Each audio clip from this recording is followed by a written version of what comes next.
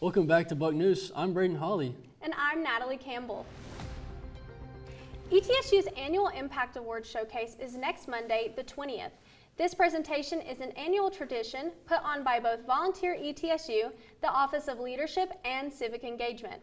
This showcase honors both students and staff for their service in the community, both on campus and in the Tri-Cities area. Presented at this event include the Outstanding Community Service Impact Award and the Student Organization Changemaker Award. The presentation begins at 3 p.m. in room 272 of the Culp Student Center. Tune in to BucNews next week for a recap of the award show. East Tennessee State University is highlighting the often unseen work behind the academic research. Dr. Jill Channing, a faculty member at East Tennessee State University, has earned a national award for her role in peer review, an essential but largely invisible part of publishing. Peer reviewers spend hours evaluating research, offering feedback, and helping improve studies before they are published. Channing says this behind-the-scenes work to critical ensuring research is accurate, thoughtful, and useful. University leaders say her efforts not only strengthen individual studies, but also improve the overall quality of scholarship and education. The Public Relations Student Society of America is forming a new chapter right here at ETSU, and it may just be the club for you. The PRSSA is headquartered in New York City and led by an international committee. Their goal is to provide specialized opportunities to young adults in the public relations and communications field. The PRSSA also offers educational programs, resources, scholarships, and mentorship opportunities that can help prepare students for a successful career beyond their college years. If you are interested, contact the ETSU Student Activities and Organizations Office for more information. ETSU will host the 2026 Summit Awards on Tuesday, April 21st. This annual event is presented by Student Activities and Organizations in the Division of Student Life and Enrollment. The event honors outstanding student leaders, organizations, and programs from the last year. Awards recognize categories including student leadership, community service, and outstanding program, and even unsung heroes, a category for people who make an impact behind the scenes. Future nominations for next year are set to reopen May 1st. Tune into BucNews next week, where our very own Natalie Campbell will be covering the event. Overlooked in Appalachia is hosting the first annual Ridgecrest Awards on Monday, April 20th at 5 p.m. The event is celebrating the 5-year anniversary of Overlooked. It will feature student presentations, awards, raffles, and a photo gallery. It will be held at the historic Ash Street Courthouse. It is free and open to all to attend. Please RSVP by Saturday, April 18th. The link is available online at overlookedinappalachia.org. Dr. Wyoff, founding dean of the College of Public Health, will deliver a special speech this upcoming Friday, April 24th at 1 p.m. This speech, part of ETSU's Great Lecture Series, will recognize Dr. Wyoff's legacy as he prepares to retire at the end of this school year after a 20 years of service of ETSU. His speech, titled How I Got Here and What Is Left Undone, will take place in the East Tennessee Room on the second floor of the DP Culp Student Center. The event is free and open to the public. Up next, our very own reporter and Roan scholar Macy Strader sat down with Dr. Alex Castle to highlight the Roan Scholars of 2030. The Roan is ETSU's premier leadership scholarship program, and we give students 4 years of out-of-the-classroom experiences. So we're working on things like service learning, volunteer programs, community partnerships, community outreach. We give students a 4-year scholarship that's a full ride to ETSU, so that covers tuition, fees, books, and other costs associated with coming to the university.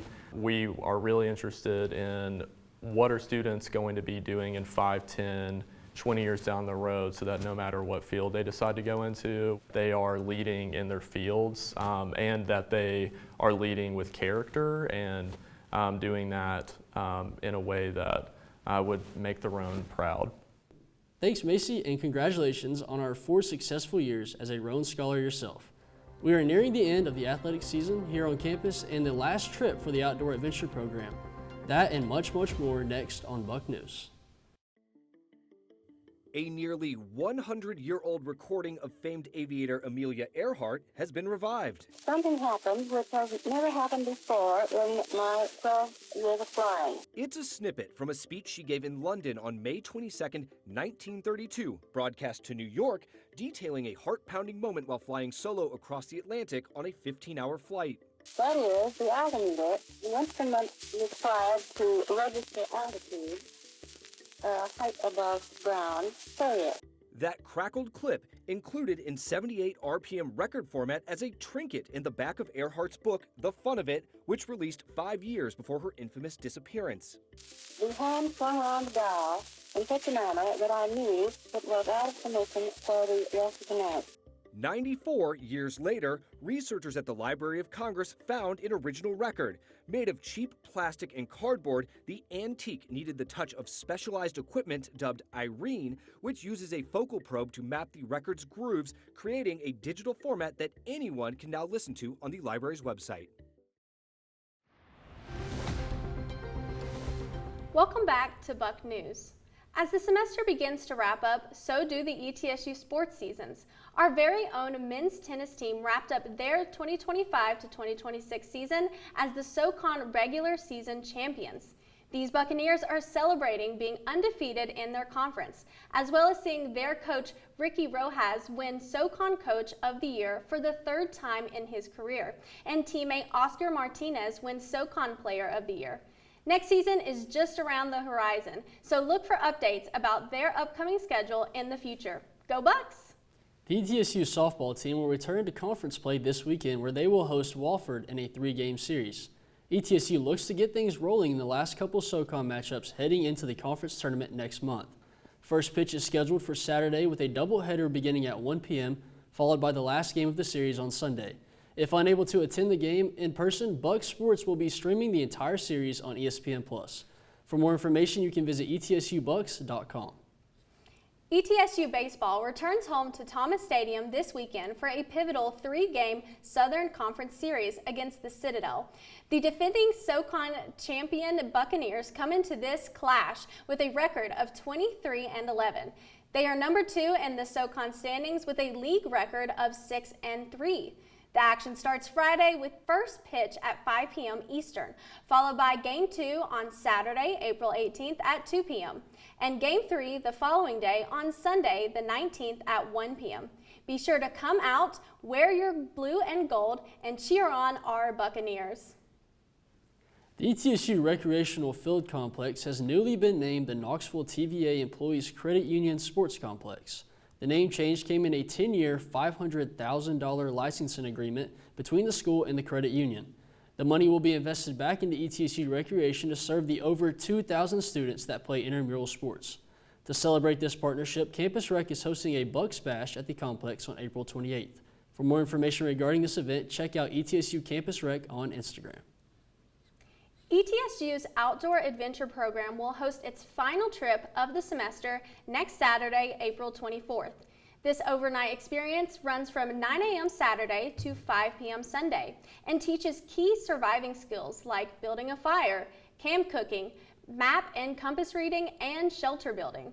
Registration is open until Wednesday, April 22nd. The trip costs $30 and you can register online by visiting campusrec.etsu.edu.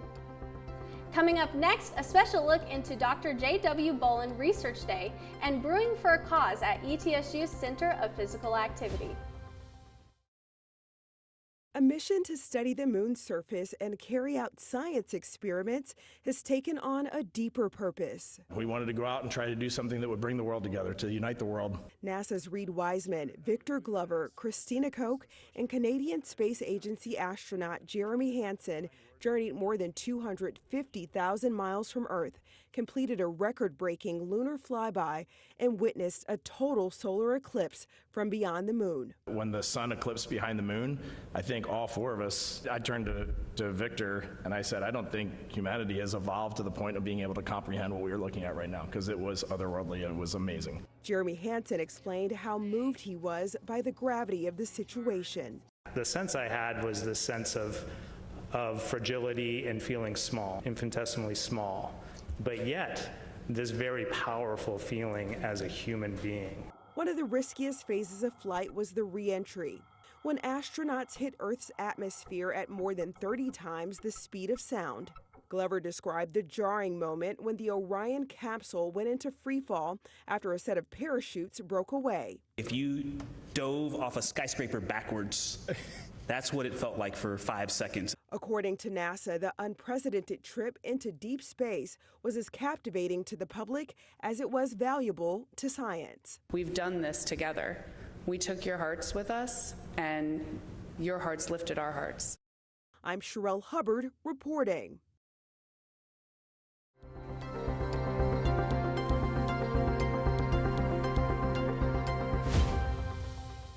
Welcome back to BucNews. I'm Braden Hawley. Next week starts Forever ETSU Week. This week of giving is highlighted by tons of fundraisers all around campus. Forever ETSU is a week that honors the past, empowers the present, and builds a brighter future for everyone connected to ETSU. You can donate to student impact funds, university programs, and much more. Head to etsu.edu for ETSU socials for more information. Are you thirsty? Well, I've got some good news for you. On Sunday, April 20th, the CPA is holding the Brew for a Cause event. This will be held in the CPA lobby from 9 a.m. to 11 a.m. Be sure to come by and grab a nice pick-me-up for the day. All drinks are free, but it is encouraged to donate what you would normally spend on a cup of coffee to support campus recreation programs and services. To learn more information about this event, head to etsu.edu/calendar. Earth Day is just around the corner, and Volunteer ETSU is celebrating by organizing a Volunteer Service Day, open to all students. Volunteers will assist with a variety of projects such as cleanups, beautification efforts, and other activities that support local sustainability initiatives. This volunteer opportunity takes place from 1 p.m. to 6 p.m. on Wednesday, April 22nd. To register, visit etsu.galaxydigital.com, navigate to recent opportunities, and click on Service Day. On Wednesday, April 15th, I had the opportunity to participate in Dr. Jay Boland Research Day. While I was there, I spoke with Dr. Foster and two presenters, Aubrey Morgan and Sarah Sosby, on what this experience means to them. My role in organizing the Dr. J. Boland Research Day is that I supervise the undergraduate oral presentation portion. We've now combined both graduate and undergraduate poster and oral competition, so it's a research day for the entire campus. I think this year there were over 300 presentations for the entire campus. I am a grad student here at ETSU in the biology department under the biomedical sciences concentration.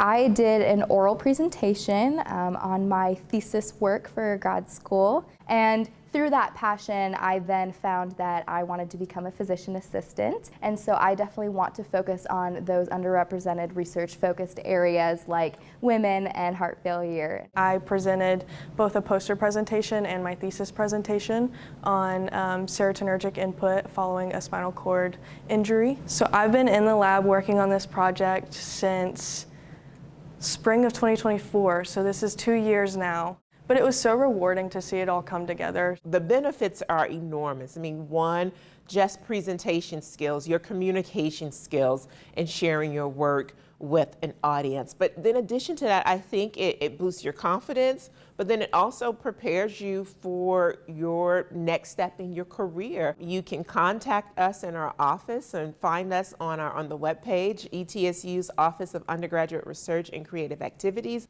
To all graduate nursing students, the Academic Technology Services is hosting a virtual workshop titled Mastering Project Concert Reports. The session will teach students how to track clinical hours, monitor progress, and prepare documentation for certification applications. The workshop will be held via Zoom on Wednesday, April 22nd from 3 to 4 p.m. Registration is required. To register, you can visit etsu.edu/calendar and click the link under this event. Stay tuned for everyone's favorite segment, Snuddle Says, and a new boutique that is taking over the Tri-Cities.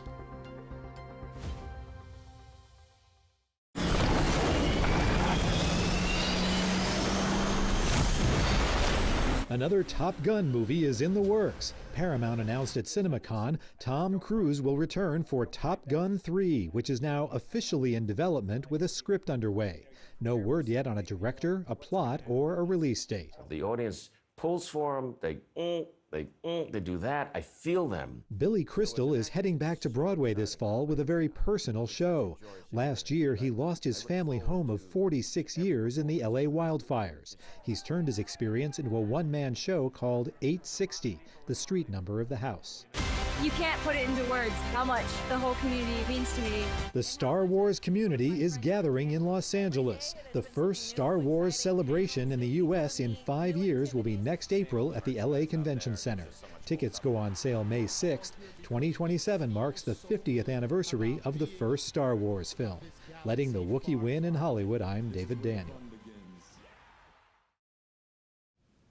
Welcome back to BucNews. ETSU's choral ensembles are coming together to present Draw the Circle Wide on Friday, April 24th at 7:30 p.m. in the Martin Center for the Arts.